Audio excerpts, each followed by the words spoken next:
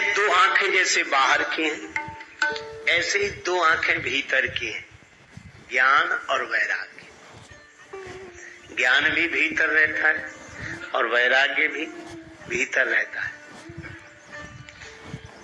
त्याग दिखाई देगा, क्रिया दिखाई देगी, कर्म बाहर दिखाई देता है, त्याग भी दिखाई देता है, लेकिन वैराग्य भीतर रहता है, वो दिखता नहीं, वो मन की दशा है।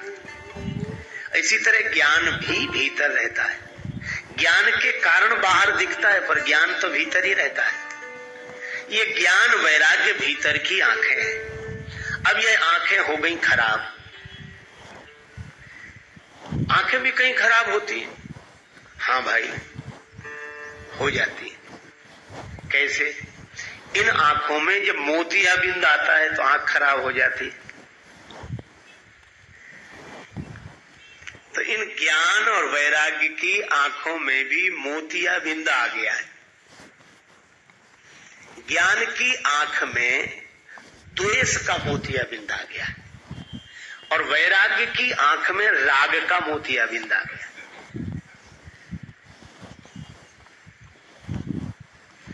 कई बार आपने देखा होगा, ज्ञान तो रहता है लेकिन उसके बाद भी दुश्मनी मिटती नहीं। और ज्ञान किसका है? बोले अद्वैत का। और दुश्मन कौन है? बोले दूसरा आदमी हमारा दुश्मन है। ज्ञान कहता है कि दूसरा है नहीं, तो ज्ञान की आंख तो है पर द्वेष का मोतियाबिंद आ गया।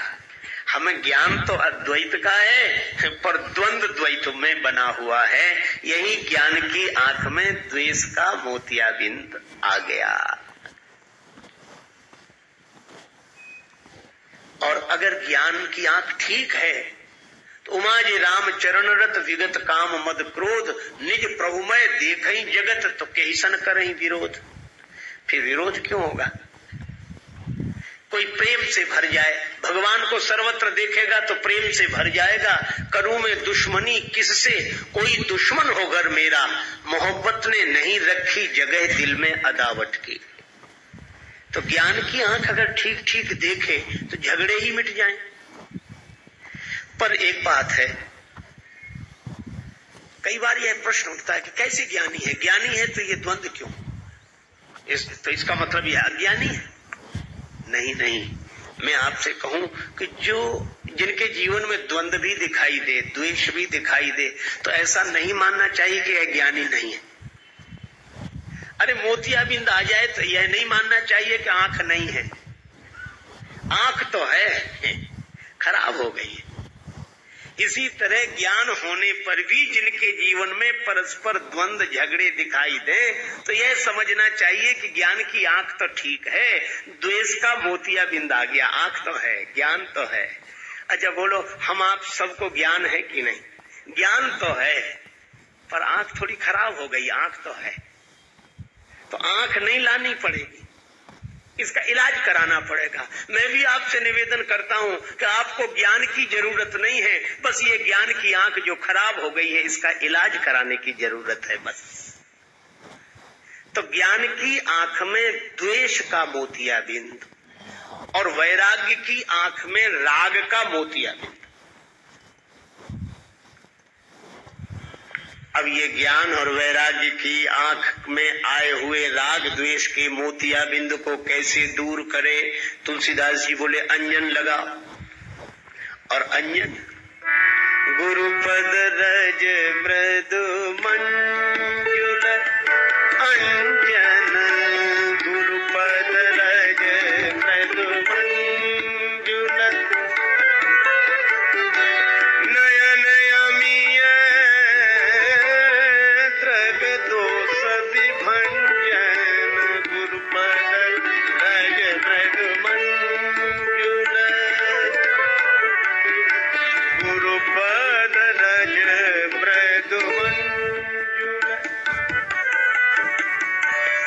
गुरुपद रज मृदु मृदु मंजुल पद मृदु मंजुल।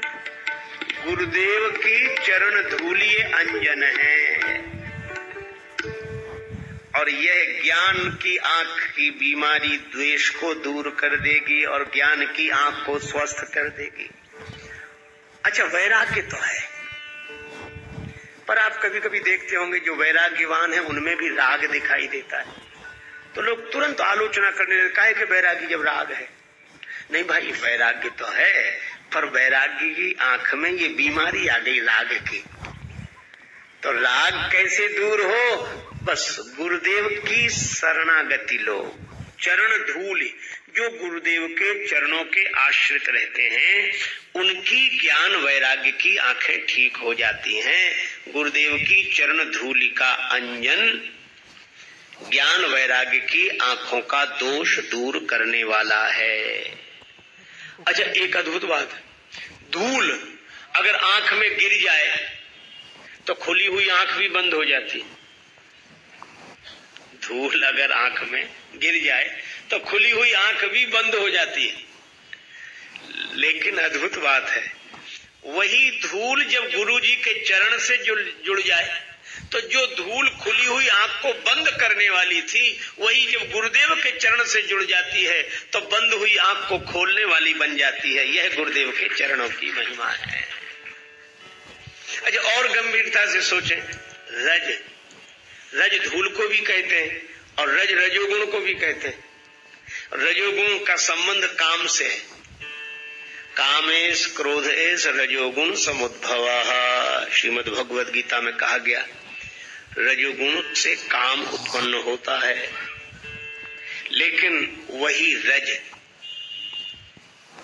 गुरुदेव के चरण से जुड़ जाए। एक आपने उदाहरण सुना होगा, राम जी की चरण रज ही तो अहिल्या चाहती थी, उद्धार हो गया। क्यों? अहिल्या जी का भाव यह था कि रज के कारण ही पतन हुआ है, काम के कारण ही पतन हुआ है। का वही रज जब भोग से जुड़ती है तो पतन का हेतु बन जाती है, और वही रज अर्थात कामना भगवान से जुड़ती है तो उद्धार का हेतु बन जाती है। तो रज वही है, पर गुरुदेव के चरण से जुड़ जाए।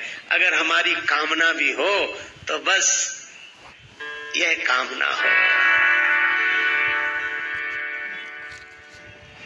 संतन ढींग बैठी बैठे, संतन ढींग बैठी बैठी, लोक लाज होई, संतन ढींग बैठी बैठी, संतन ढींग बैठी बैठी बैठी बैठी बैठी बैठी, संतन जब मन सत्संग में लगने लगे, प्रथम भगति संतन कर संगा, गुरुदेव में लगने लगे, तो आंख भी ठीक काहे से होगी? गुरुदेव की चरण धूलि से। अच्छा ठीक है, गुरुदेव की चरण धूलि से आंख तो ठीक हो गई, ज्ञान भी ठीक हो गया, वैराग्य भी ठीक हो गया। अब एक बात सोचना आप, ज्ञान की आंख ठीक हो गई, वैराग्य की आंख ठीक, तो आंख देखती दूसरे को है। तो हम ज्ञान वैराग्य की दृष्टि से सारी दुनिया को देखने लगे। लेकिन जिन आंखें सब देखिए आंख न देखी जाए, उन्हीं आंखों को देखना हो। जिन आंखों से हम सब देखते हैं उन्हीं आंखों को देखना हो, अपने चेहरे को देखना हो, तो केवल आंखों से काम नहीं चलेगा, फिर तो दर्पण की आवश्यकता पड़ेगी। तो तुलसीदास जी से किसी ने पूछा कि ज्ञान और वैराग्य अगर आंखें हैं तो दर्पण क्या है? तुलसीदास जी बोले, अपना मन ही दर्पण है, अपना मन दर्पण है। तो दर्पण तो है अपने पास, पर दर्पण में चेहरा दिख नहीं रहा है। हमें ज्ञान तो हो गया है क्योंकि हम सत्संग में बैठकर आए, ज्ञान हो गया है। वैराग्य भी है क्योंकि ज्यादा नहीं सही पर कुछ देर को तो संसार भूलकर बैठेंगे, पर फिर भी अपना चेहरा नहीं दिख रहा है। क्यों नहीं दिख रहा? दर्पण मैला है, और दर्पण क्या है? मन। दिल का शीशा साफ कर,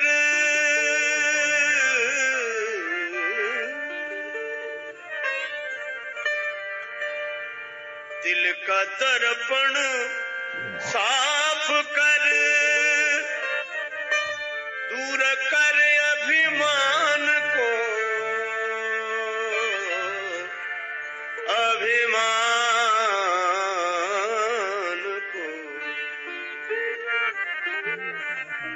प्रेम भक्ति के बिना, प्रेम भक्ति के बिना नहीं नाथ के मन भाएगा, सोई परम पद पावेगा, सोई परम पद पावेगा।